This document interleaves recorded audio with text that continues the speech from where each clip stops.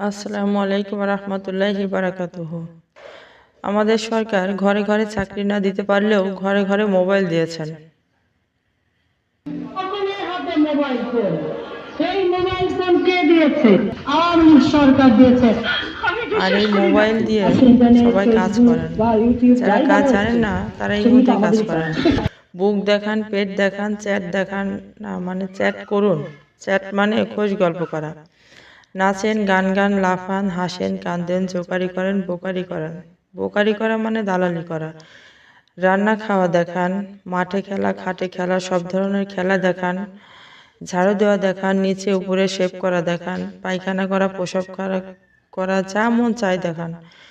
মা বউ বোনকে দেখান, বাড়িতে বুড়ো বুড়ি দাদা দাদি থাকলে দেখান, তাদেরকে দিয়ে নাচ গান করান, জোগাড়ি করান।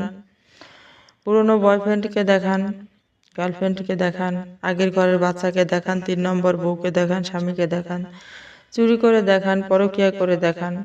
যা দেখাবেন তাতেই টাকা। নিজে ভিডিও বানাতে না পারলে অন্যের ভিডিও কেটে সেটে খারাপ অংশগুলো করে চালিয়ে দিন। অন্যের দোষগুলো খুঁজে খুঁজে বের করে নেটে ছাড়ুন। মেয়েরা ছেলে সাজুন, ছেলেরা মেয়ে সাজুন।